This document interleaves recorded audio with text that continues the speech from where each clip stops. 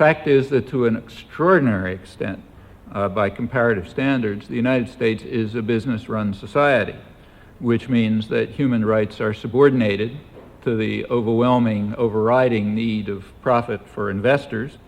Decisions are placed in the hands of unaccountable private tyrannies, which means that even if formal democratic practices exist, as they do, they're of peripheral significance. The government, in fact, is, as John Dewey called it 50 or 60 years ago, the shadow cast by business over society, so that modifications in the shadow are not going to change the substance. These were truisms throughout most of American history, including American working class history, until quite recently, until the 1950s, in fact. And it also means that social policy is geared to the transfer of wealth and power to those who already have it, and deliberately so. Now, in more democratic societies, by that I mean societies where democratic forms function more, there are countervailing forces that enable the public to enter the arena of policy and decision. That's only true to a very limited extent, a remarkably limited extent in the United States, despite quite impressive democratic forms. The country was founded on the principle that James Madison explained in the Constitutional Convention, that the primary role of government is to protect property from the majority, and so it remains to a remarkable extent. Well, one of the most effective democratizing forces has always been the labor movement, labor unions. The history on that is completely clear. In countries that have a strong labor movement, there is also a very strong tendency, very strong correlation with a real, live, functioning social contract that includes not only rights for working people, but for people who need help and protection, for the defenseless, for children, for women, for families, for people who need assistance generally, for the general public, in fact. And there's also a culture that goes along with it, a culture of solidarity and sympathy and mutual aid and support. In countries where unions are weak, like ours, we tend to find what's called tough love, as they call it these days, which means love for the privileged and tough for everybody else. We find what we might call, if we're honest, the really existing doctrine of free markets.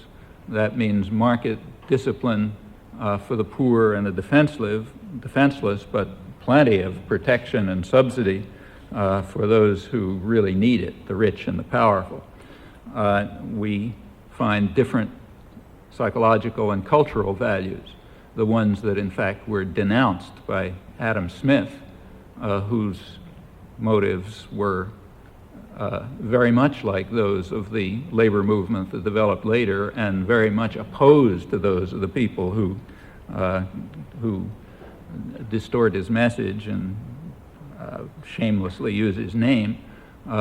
We tend to find what he called the vile maxim of the masters of mankind, all for ourselves and nothing for anyone else, now reaching its sharpest expression in the Gingrich contract, to which the population is overwhelmingly opposed, incidentally, point by overwhelming margins, if you look at public opinion polls. But in a country where democratic forms don't function, that's basically irrelevant. And they don't function in large part because we don't have a civil society with organized elements, unions being the central one, as they have been historically, that can be a countervailing force. And that's historically been the case. Here as elsewhere, unions have been a leading force, probably the leading force, for democracy and human rights. That's true here as well. That's exactly why such enormous efforts have been undertaken in the United States in a really relentless and very self-conscious class war to undermine and destroy them. It's been going on for a long time. It peaked in the Reagan years. In the Reagan years, the United States simply rescinded Article 23 of the Universal Declaration of Human Rights, which, if you read it, guarantees elementary human rights of workers, including the right to form unions. And this is well known outside the United States, at least.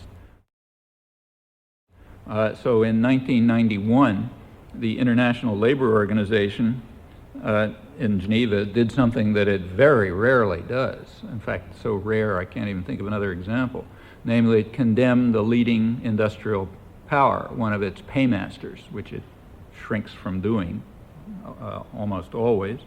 The ILO condemned the United States in the case of Caterpillar Company, for hiring scabs, what they like to call permanent replacement workers. And the ILO called upon the United States to adhere to international labor standards. At that time, there were only two industrial countries that violated them. One was the United States, the other was South Africa. Well, South Africa has changed since then, so we now stand in splendid isolation on that one. In 1990, every year the ILO, the International Labor Organization, comes out with a World Labor Report. The 1995 edition came out a couple of months ago. It shows that the United States has the worst record in the Western Hemisphere and in Europe in adhering to and guaranteeing international conventions dealing with labor rights and workers' rights. Actually, I'm exaggerating a little. El Salvador and Lithuania are a shade worse, so we're actually third worst in Europe and the Western Hemisphere. The United States does not even recognize standard conventions on child labor or on the right to organize.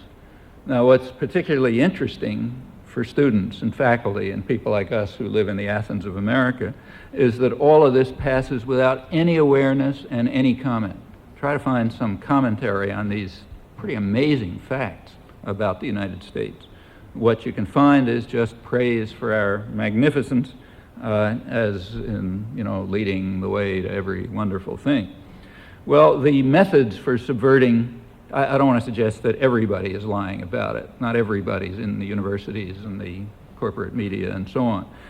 Sometimes the truth is told, and it's very often told in the business press, which tends to be more honest and open about these matters, much less concerned about that their audience might get out of hand, I suppose. The methods for subverting Article 23 during the Reagan years were reviewed in a cover story in Business Week that I'd really recommend to you. I've written about it, but I haven't seen any other reference to it. It's a cover story in Business Week just a year ago, last May. Very accurate, very honest, as the business press quite often tends to be. Business Week points out that, I'm just quote some things to give you the flavor. They say, over the past dozen years, meaning basically since the Reaganites took over the past dozen years, U.S. industry has conducted one of the most successful anti-union wars ever, with a chilling effect. The purpose, they're very clear about the purpose. They say management's basic goal was to undermine the rights that were guaranteed by the 1935 Wagner Act, which brought the United States into the civilized world, briefly. They were very quickly undermined. If there's time, I'll come back to that. Some of those rights are still guaranteed by law, but as Business Week points out, that's just a technicality. They don't make a comment on it, they just mention it. The basic method of this successful anti-union war was illegally, I'm still quoting, illegally firing thousands of workers for exercising their rights to organize. They point out that illegal firings increased by a factor of 6 for organizing from the late 60s to the late 80s, mostly during the 80s. Employers illegally fired, unlawful firings occurred in 1/3 of all representation elections in the late 80s, as compared with 8% in the late 60s. And they quote a Harvard law professor who points out, even more significant than the numbers is the perception of risk among workers who think they'll be fired in an organizing campaign.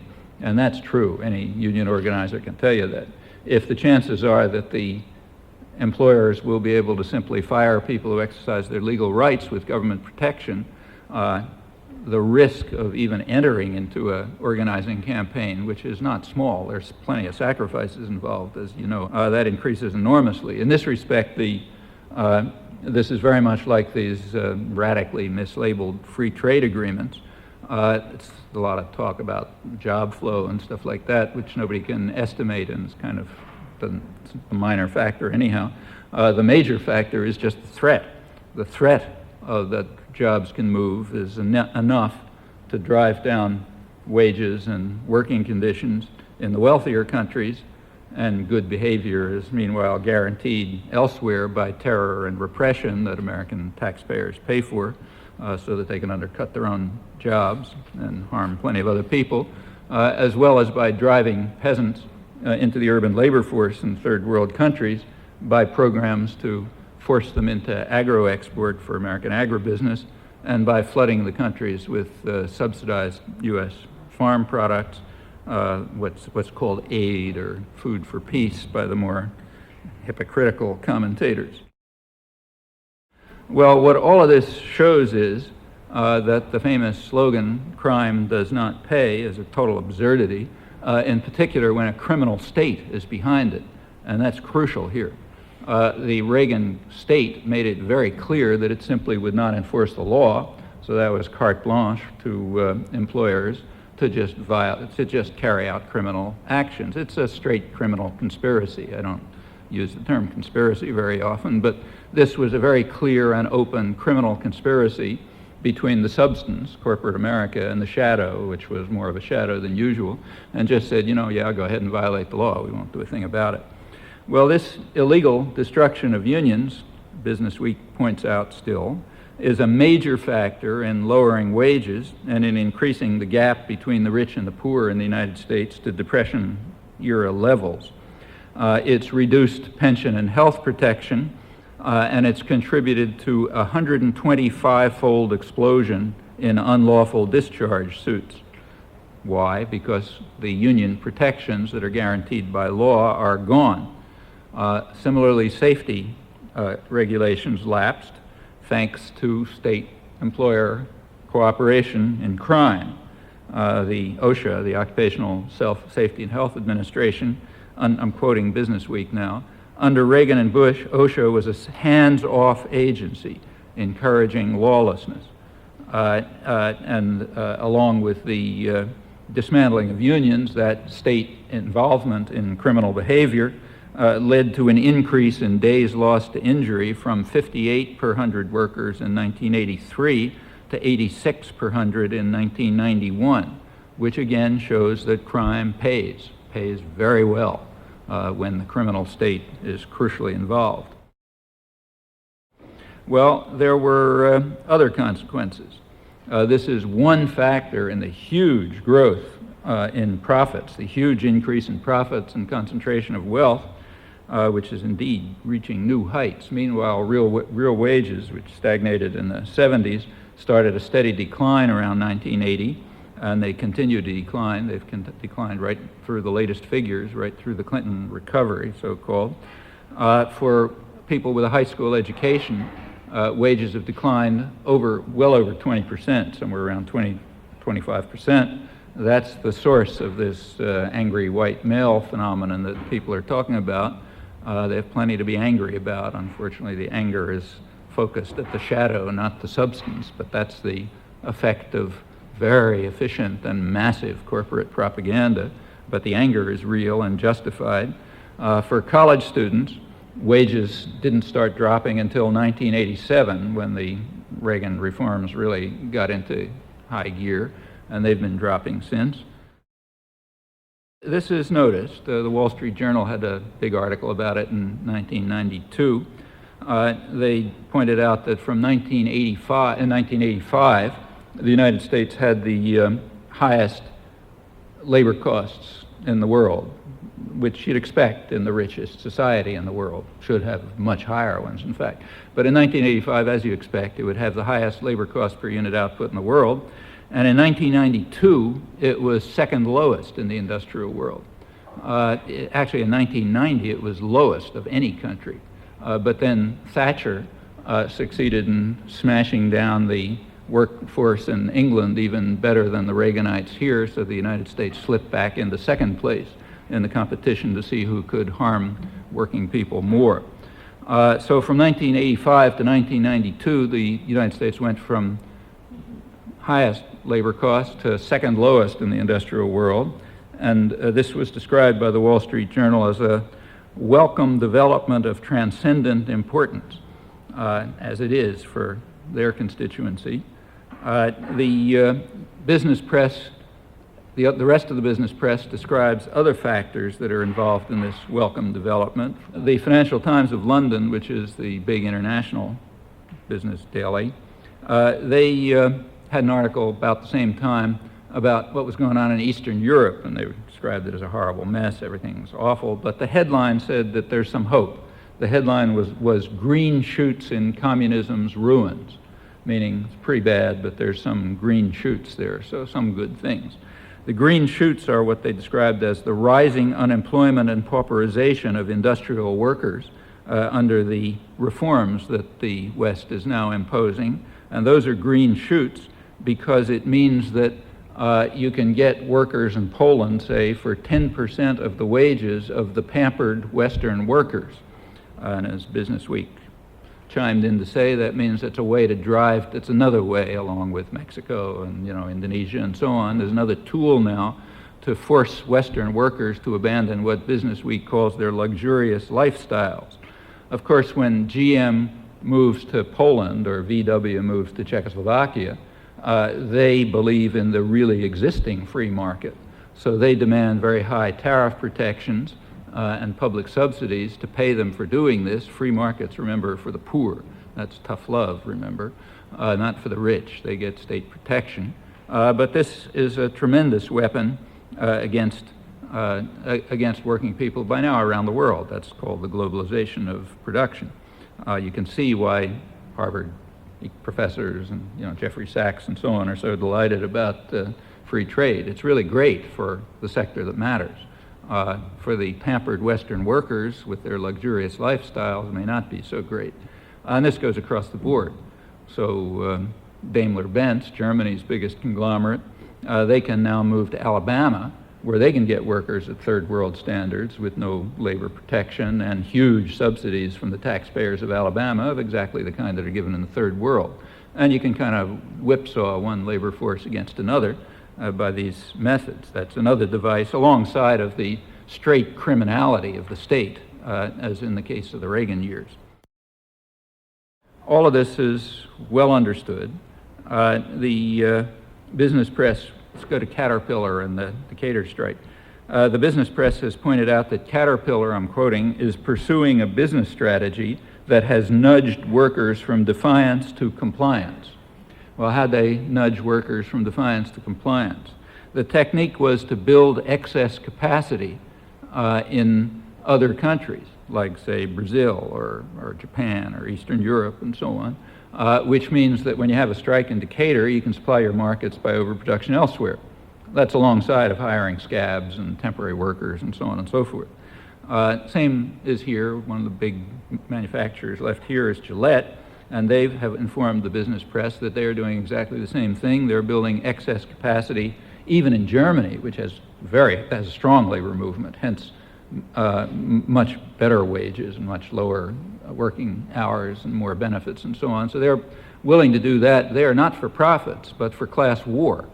So they'd like to have an excess labor capacity in high wage places for the purpose of class war, because as they explain, quite frankly, if there's a strike in Boston, they can supply European and American markets from their excess capacity that they've produced over there. There are other devices besides globalization and straight criminality to try to beat down the pampered Western workers.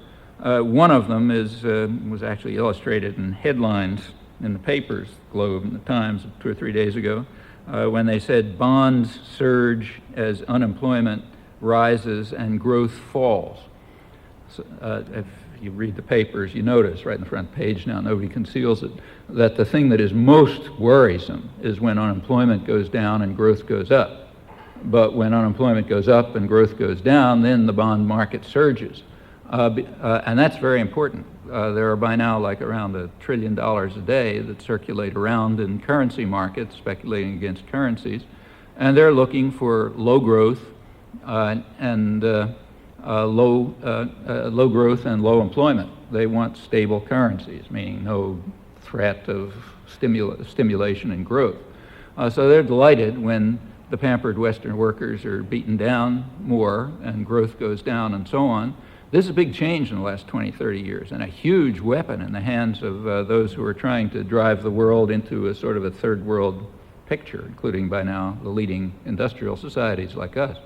Back in 1970, when this process began, before the deregulation of currencies, about 90% of the capital in international transactions was related to the real economy. It was for investment or trade.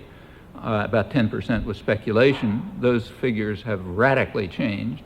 By 1995, it was 5% related to the real economy and 95% speculation. That's a huge change, besides which the amount has just zoomed astronomically.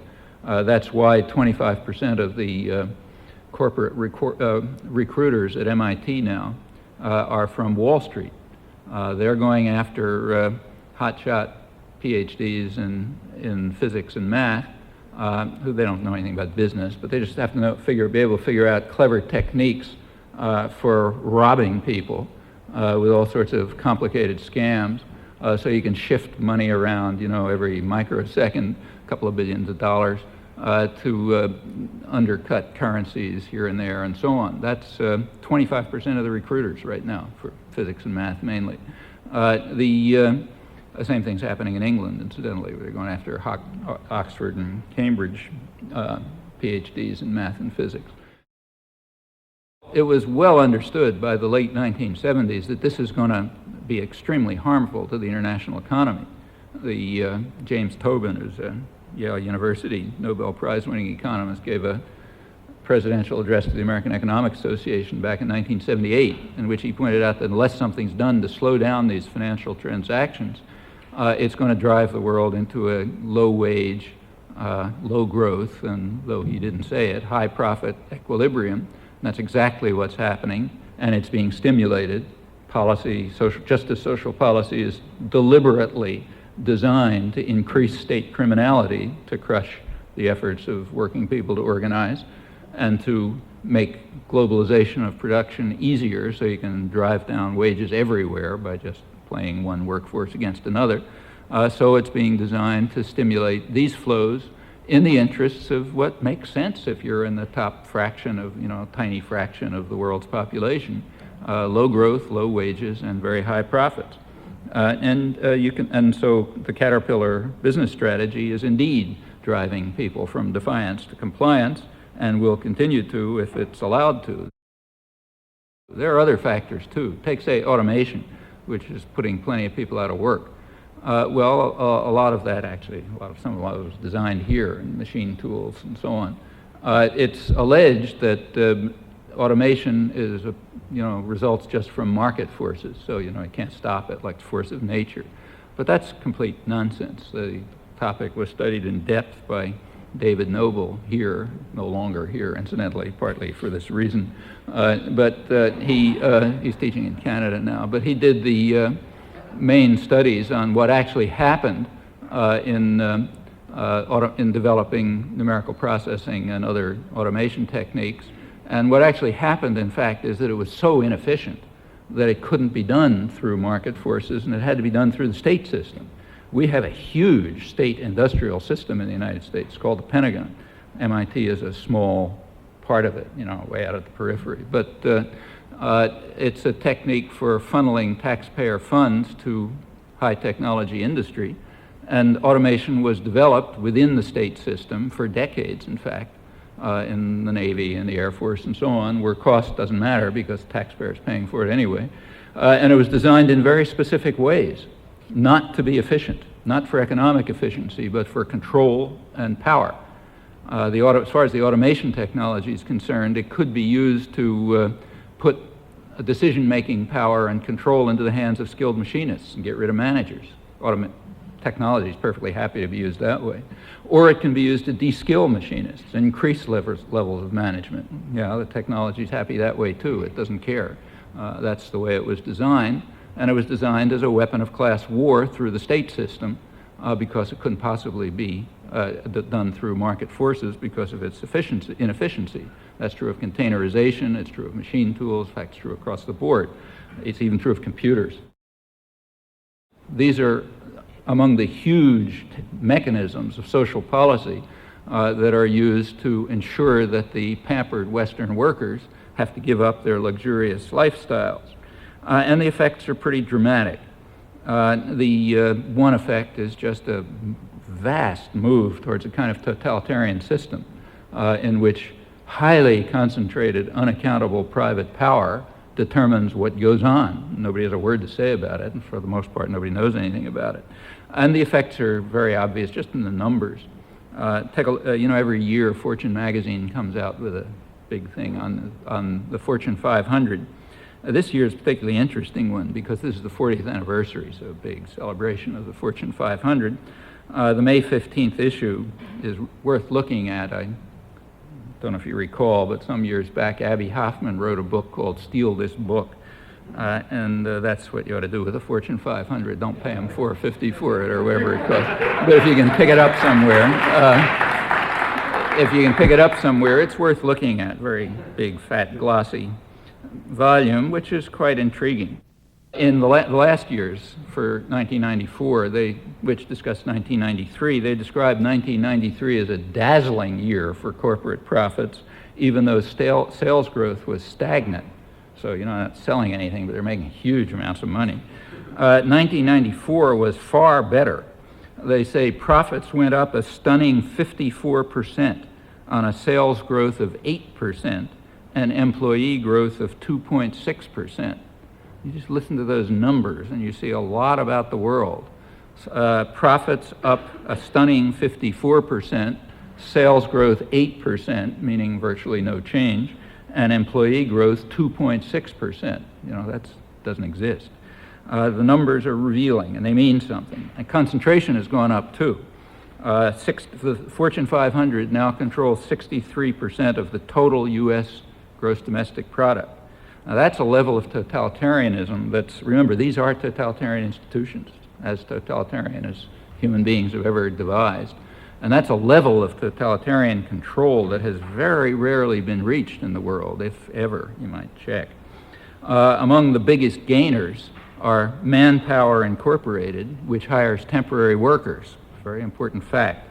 Their profits were up 35% last year, sales up 35%, what they call sales, meaning selling people, was up 30 to undermine pampered Western workers, remember, because they're selling temporary workers, so you don't need benefits and you don't need security, you get a flexible labor market. So their sales are up 35%, they're now number 237 in the combined industry services list. Services doesn't mean guys who clean the offices, it means investment firms and banks and those guys. They're 237. Kelly, their sales are up 21%. Well, that also tells you something. These are another form of the techniques for undermining the workforce. And the workforce means the population. Workers means most of the population, their families, their children, and so on. Caterpillar is now number 61 in this combined industrial service list. Its profits were up 46% from 1993, and the earnings per share were up 46%. That's not small. And this is expected to continue. The May 1st issue of Fortune has a big article called "Why Profits Will Keep Booming." Remember, 1993, they were dazzling, and they were even more splendid in 1994, they put it. That's the fourth successive year of double-digit growth in profits, and they expect it to go on through 1996 at least. Remember, this is a period when wages are going down and working hours are going up, but profits are just dazzling. Earnings per share, they say, have doubled since 1991.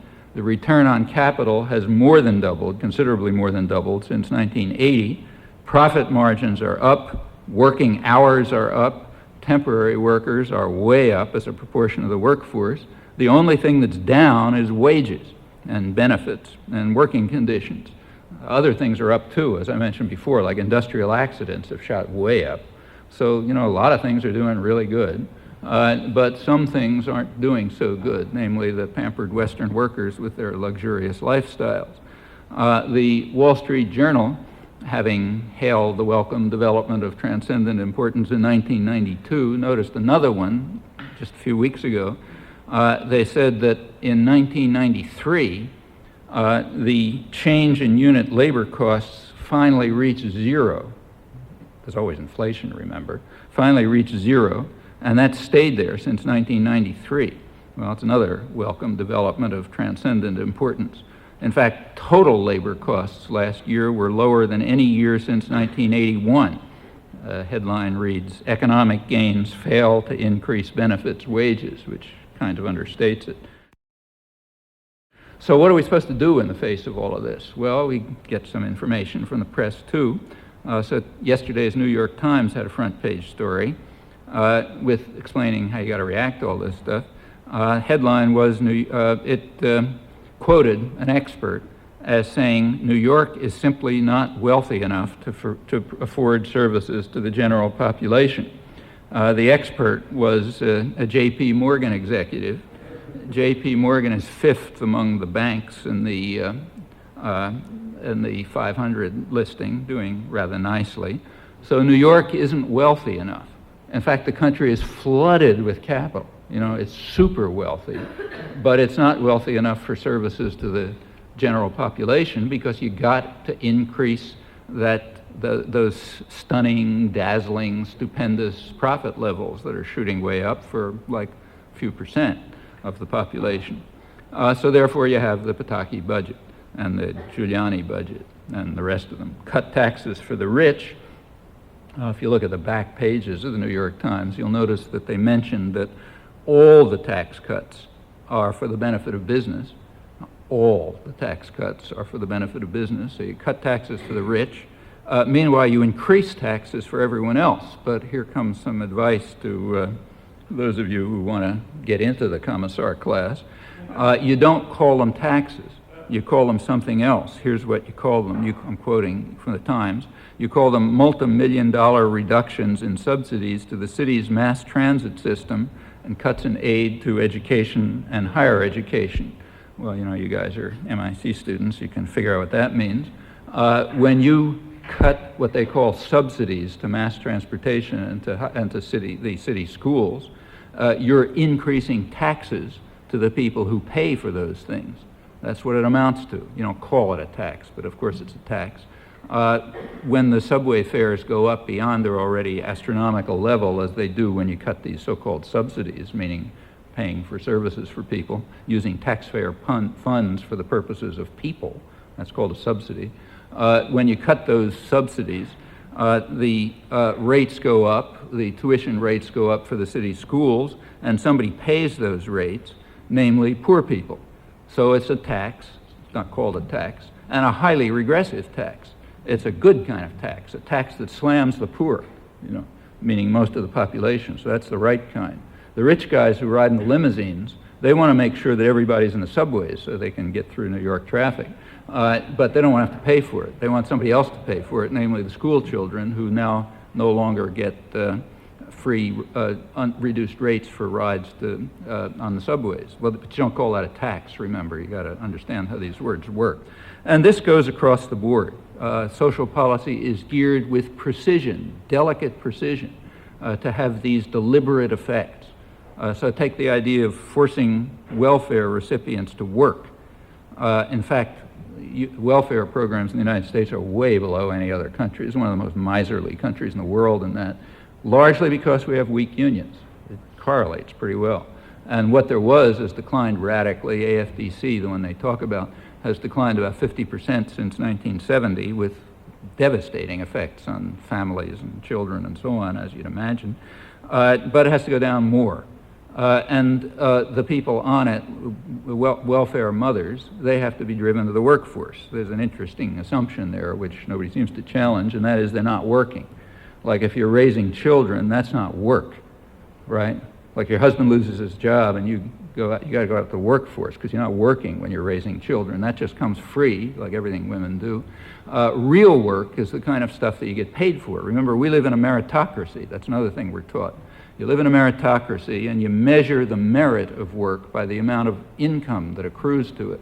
So real work is the kind of stuff that you do when you're in Wall Street speculating against currencies to drive down growth rates and wages. That's real work, and you can tell from the fact that in our meritocracy you get very high pay for it. On the other hand, raising children, let's say, that's not even work at all. You don't got to pay a cent for that. In fact, you got to be driven into the workforce, which has the extra side benefit that, as everybody knows, when these people who aren't doing any work, just taking care of children, when they're driven into the workforce, they're going to have subsidized jobs because there aren't any jobs around, which means taxpayer-subsidized jobs at very low wages, which has the nice side effect of undermining union wages, so everybody's wages go down at taxpayer expense. Well, that's another part of social policy, very nicely designed, you know, not very brilliant because it's obvious, you can figure it out pretty obviously, but that's the way it's working. And in fact, sometimes they even come clean, like the mayor of New York the other day, Mayor Giuliani, came clean finally and said exactly what everybody knew he was up to and the whole policy is up to, namely drive poor people out of New York City. He said it finally, thanks. It's pretty obvious before, but the idea is that New York City is for J.P. Morgan executives, you know, the experts who tell you we're not wealthy enough to pay for people. And the mayor was kind enough to say it, and the New York Times even had a nice headline about it. They said, welfare cuts provide a chance to leave, you know. So it's all tough love, you know. I mean, finally we're going to free up these poor people so they're not stuck here. We're going to give them a chance to leave by cutting rents and wages and, you know, money for heating your house and feeding your kids and so on. So finally you're liberated thanks to tough love. Of course, there's no tough love for Cobb County, Georgia, where Newt Gingrich comes from, or in a way there is. They're getting a $72 billion boondoggle to build F-22s to defend ourselves from countries to whom we're selling F-16s, for which we're also paying, because they might turn on us and so on. So that's another part of the system. That's why he gets more federal subsidies than any suburban county in the country outside the federal system. Well, that's the free market. I mentioned before that the attacks on labor during the Reagan years were criminal as they were. I guess there's not really time to talk about this, so I won't go into it. It's true, but it's misleading, because in fact there has been a huge attack ever since the Wagner Act. The Wagner Act drove business berserk. They thought they had the country by the throat. Woodrow Wilson's Red Scare smashed up the unions, you know, threw the leading union leader, Eugene Debs, into jail for daring to raise some questions about the Second World War as a free country, remember.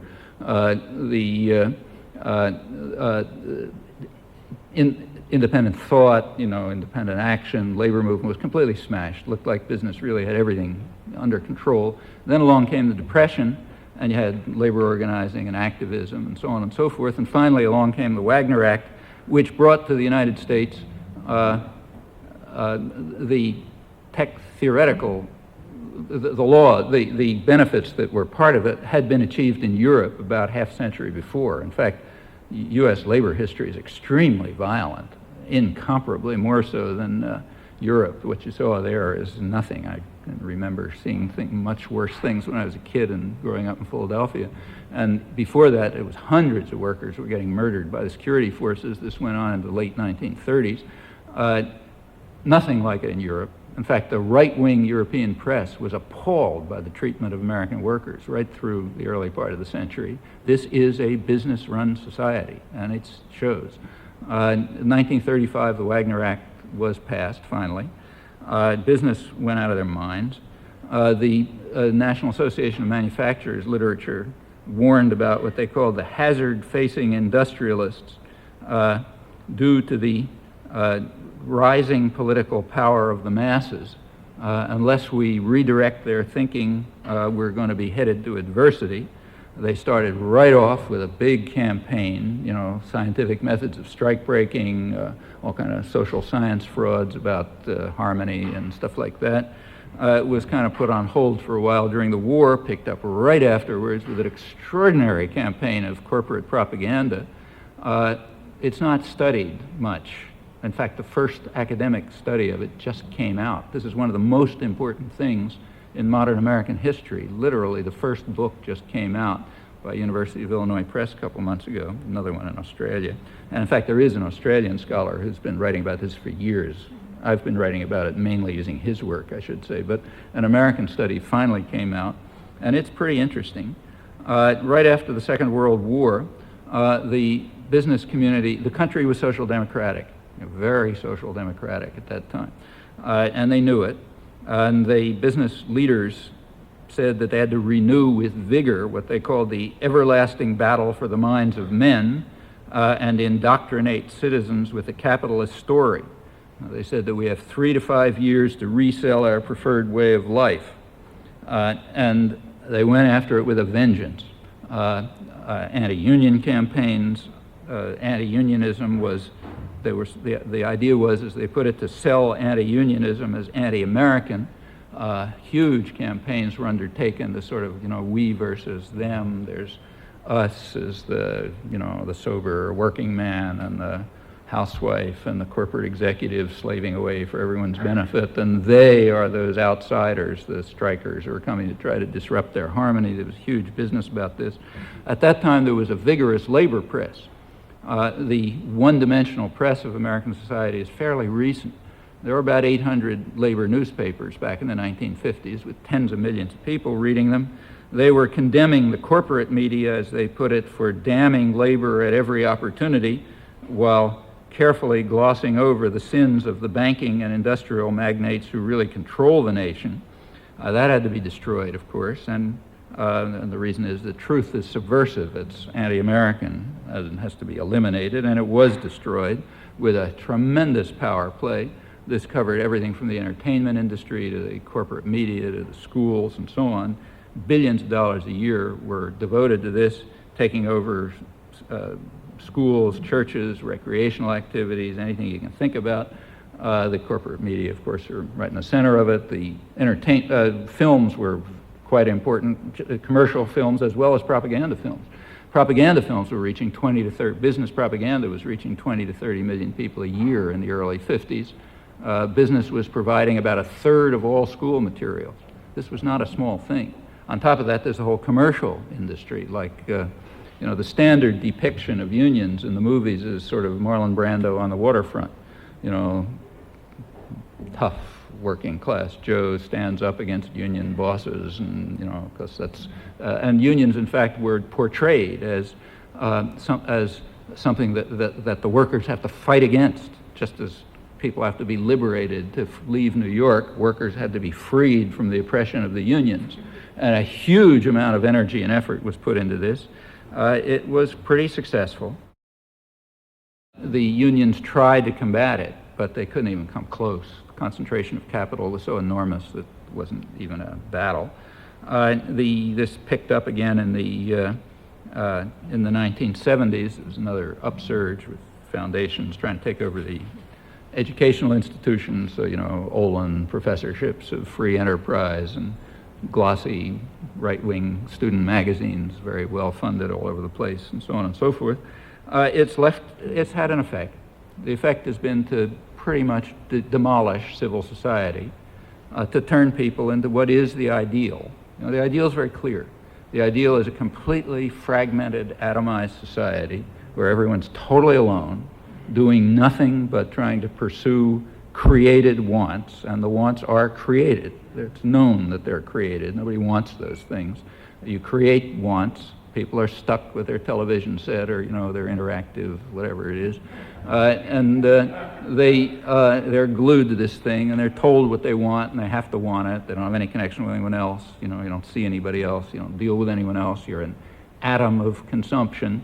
And you go to work at lower and lower wages for more and more hours and less benefits and security in a flexible labor market. That's the kind of utopia that they're looking for, and it's not very far from there. It's led to very strange effects in the country.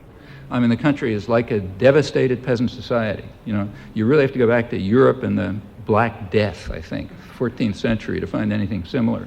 People are scared, angry, hostile, hate everything, don't know what they hate, you know, don't have anybody else to talk to, just angry, desperate. There are cults all over the place at a scale that is unknown in any other society. I mean, you have to, the level of religious fundamentalism alone is probably the highest in the world. I'm almost certain higher than Iran, you know. And that's only one of them. You know, the people, right now the militias happen to be on the front pages, but that's just a tiny fragment of it. And it's incidentally not the right, the left is the same, you know. It's across the board. It's just a dissolved society, very scary. The portent is ominous, you know. It's the kind of a situation, and it's a kind of a situation which is indeed reminiscent of Germany in the late 30s in a lot of ways, or Iran in the late 70s, you know. Very frightening, and it's much more frightening when it happens here. At the same time, it's a kind of an, you know, it's a kind of an organizer's dream. You know, people, if you look at people's attitudes, they remain social democratic. Like, you know, people are overwhelmingly believe that working people ought to have more influence. They don't have enough. That the government ought to help poor people. That's its job, you know. That people are overwhelmingly opposed to things like budget balancing, if, for example, it's going to cut down educational or health expenditure, and so on across the board. As I say, it doesn't matter because it's irrelevant to policy. They do what they like. But it's a situation in which the opportunities for organizing and rebuilding a democratic culture are very, very high, and it can be done, but it's certainly not going to happen by itself. You know? It's going to happen take the same kind of energy and activism that it's taken to lift us out of feudalism and slavery and every other horror in the past. Well, the Oklahoma City bombing, so bringing the chickens home to roost, well, unfortunately, there's a little more truth to that than the press is willing to make out. Turned out in this case, you remember at the beginning they were looking for some Middle East connection, and they would have bombed anybody in sight if they'd found it. You could tell that right off. Didn't work, so you're stuck with the angry white men. And the source of that is quite real. They have every reason to be angry. There's a lot to be angry about. I'm assuming that the current stories are correct, that the sectors from which this is coming, there's plenty to be mad at, but I don't think people know what to be angry about. What has been created by this half century of massive corporate propaganda is what's called anti-politics. So anything that goes wrong, you blame the government. Well, okay, there's plenty to blame the government about, but the government is the one institution in which that people can change. It's the one institution you can affect by participation without institutional change, right? That's exactly why all the anger and fear is directed against the government. The government has a defect. It's potentially democratic. Corporations have no defect. They're pure tyrannies. So therefore you want to keep corporations invisible and focus all anger on the government. So you don't like something, you know, your wages are going down, blame the government, you know. Not blame the guys in the Fortune 500 because you don't read the Fortune 500, you know, thing. You just read what they tell you in the newspapers. So you don't read about the dazzling profits and the stupendous this and the wages going down and so on. All you know is that the bad government's doing something, so let's get mad at the government. As I say, plenty to be mad about the government, but the government is exactly what Dewey described it as. It's the shadow cast by business over society. You want to change something, change the substance, not the shadow. And everyone contributes to this, including the Democrats. They're deeply committed to it. You take a look at the Clinton campaign literature. It's like, you know, it's a I don't know what public relations firm wrote it, but whatever one did it understands their business. The thing that they were giving out at the drugstores, you know, 10 cents on their mandate for change, as they called it, incidentally a slogan that they borrowed from Eisenhower, which shows how much change they contemplated. The first chapter of it was called Entrepreneurial Economics, and that was their big economic program. I explained how we're not old-fashioned liberals, you know, who believe in entitlements and getting children food to eat and that sort of thing. We're interested in entrepreneurial economics, and then they go on to describe it. And read it carefully, very interesting to see how the mind of the commissar works. You know, the really skilled propagandist, guys who get trained in the good universities. The way it works is like this. Entrepreneurial economics involves workers and their firms. It's all about workers and their firms. You know, anybody who works in a firm can tell you how much it's their firms. So there's workers and their firms, and then there's the government, which is going to try to help out the workers and their firms. There's a couple of words that don't appear in it, like profits, you know, bosses, managers. They're not investors, banks. They don't appear. It's just the workers and their firms. There are entrepreneurs who have a kind of a shadowy existence. They're sort of nice guys who live in the Sloan School or somewhere, and every once in a while they come around and they sort of help out the workers in their firms, and then they kind of disappear somewhere. And that's entrepreneurial economics. Well, okay, you know, that's the kind of thing you're taught to do in good universities, to put things that way. And that's the Democrats. Now, when you got that on one side, and on the other side you got, you know, hate the government because they're responsible for everything and its taxes and the pointy-headed bureaucrats in Washington, but not the ones in the insurance offices, you end up with a mood of what is called anti-politics. And anti-politics is a very scary phenomenon. It can take the form of, that it is taking, you know, forming what shouldn't be called militias, because remember, militias are things raised by states. These are just private armies. Forming private armies to defend the country, the people, against you know, the UN forces being brought in the black helicopters by the Council on Foreign Relations to commit genocide, or whatever story you like. Or else it's, you know, fight against Lucifer and Beast 66, who's doing this, that, and the other thing. And that's what, if you take a look across the country, that's what people are worried about and fighting against. Aliens, you know, the devil, the UN forces, the Federal Reserve, I mean, everything except what's real, namely private tyranny, private corporate power, the guys who are listed in the Fortune 500. Well, that's an achievement. That's a propaganda achievement. And while the anger and the fear is real, and it's based on something, and you got to sympathize with it because it is real. When your wages have dropped 25% roughly in, say, 15 years, and, you know, your wife has to work and your kids can't eat and so on and so forth, and you have no future and everything's rotten, you have a lot to be angry about.